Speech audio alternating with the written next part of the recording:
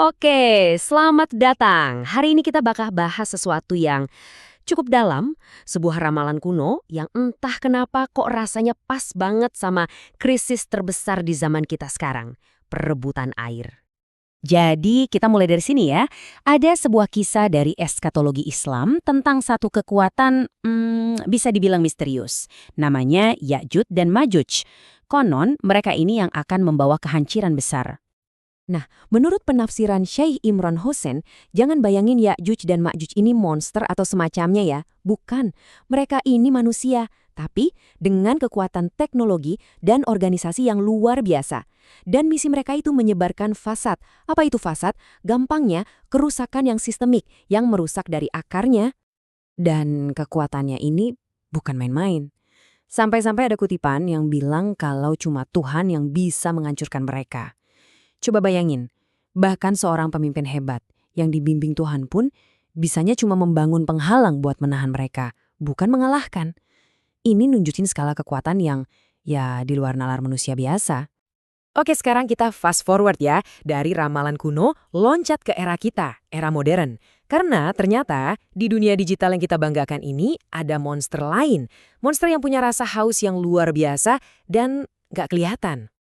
Kita kan lihatnya AI itu keren ya, bersih, digital, adanya di awan-awan gitu.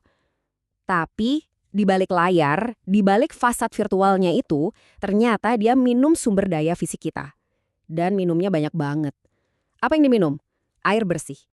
Biar kebayang nih ya, setiap kali, sekali aja kamu nanya ke chatbot, entah itu chat GPT atau yang lain, proses pendinginan servernya itu bisa ngabisin 1/2 liter air bersih. 1/2 liter itu sama kayak 1 botol air minum yang biasa kita beli. Cuma buat satu pertanyaan. Itu baru satu pertanyaan. Gimana kalau miliaran pertanyaan setiap hari? Ya, skalanya jadi masif. Pusat data raksasanya Google, Microsoft, itu minum miliaran liter air setiap tahun. Dan masalahnya sebagian besar air ini nguap begitu aja buat dinginin server. Hilang, susah banget buat didaur ulang. Dan hausnya AI ini nggak cuma soal dinginin server loh, jauh lebih dalam dari itu. Coba pikirin, otak AI itu kan chip semikonduktor. Nah, bikin chip itu butuh air yang super murni, banyak banget. Terus, listrik buat ngejalanin semua itu, pembangkit listriknya juga butuh air. Jadi, ya seluruh dunia digital kita ini, pondasinya tuh dibangun di atas air. Nah, ini dia bagian menariknya.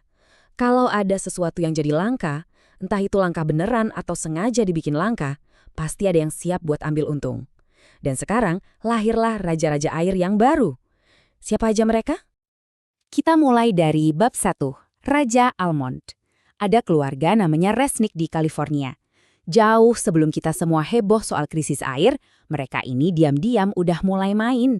Bukan cuma beli tanah, tapi yang paling penting, mereka beli hak atas cadangan air raksasa di bawah tanah itu.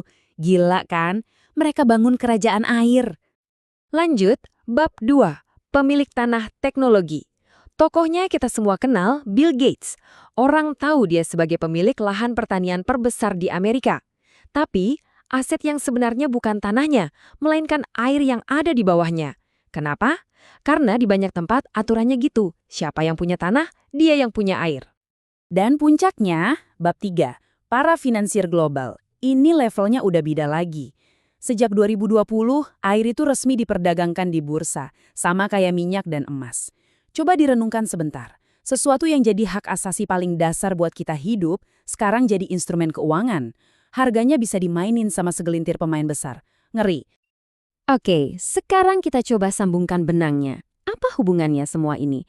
AI yang super haus, air yang diprivatisasi, pasar keuangan, dengan ramalan kuno soal Ya'juj dan Ma'juj tadi. Kelihatannya jauh kan? Tapi coba kita lihat. Menurut interpretasi Syekh Hussein lagi, dilepaskannya Ya'juj dan Ma'juj itu bukan berarti ada tembok yang hancur secara fisik. Tapi, itu adalah simbol dari lahirnya peradaban barat modern dengan aliansi Yudeo-Kristen di dalamnya. Aliansi inilah, menurut pandangannya, yang kemudian memungkinkan berdirinya negara Israel. Jadi, ini cara beliau melihat ramalan itu terwujud di zaman kita. Kalau kita coba bandingkan nih, ada beberapa hal yang menarik. Di ramalan mereka melakukan fasad atau kerusakan. Di realita modern, kita lihat ada penciptaan kelangkaan sumber daya demi keuntungan. Di ramalan, kekuatannya luar biasa dan tak terkalahkan. Di realita, kita lihat ada kekuatan yang mencari dominasi ekonomi dan militer global. Mirip kan? Tapi ada satu lagi koneksi yang paling spesifik dan mungkin paling bikin merinding. Hubungan antara ramalan ini dengan krisis air kita sekarang datang dari satu gambaran yang sangat-sangat jelas. Dikatakan bahwa rombongan Ya'juj dan Ma'juj ini akan lewat Danau Galilea, dan mereka minum airnya. Saking banyaknya mereka, rombongan yang terakhir lewat sampai bilang, dulu di sini pernah ada air. Coba bayangin, kekuatan apa yang bisa minum sampai sebuah danau kering? Di zaman dulu ini nggak kebayang. Tapi di zaman kita, dengan kehausan mesin-mesin industri dan pusat data kita, skala seperti itu tiba-tiba jadi mungkin. Dan faktanya, hari ini ramalan itu terasa nyata banget. Danau Galilea yang jadi pusat dari ramalan ini, level airnya sekarang kritis, rendah sekali. Perairan kuno itu seolah jadi indikator nyata dari krisis air yang kita semua hadapi di seluruh planet. Ini yang membawa kita ke pertanyaan terakhir. Krisis air yang kita alami sekarang ini, apakah ini cuma kebetulan, bencana alam biasa, atau jangan-jangan ini adalah sebuah sistem yang memang dirancang untuk bekerja seperti ini? Coba kita lihat polanya ya.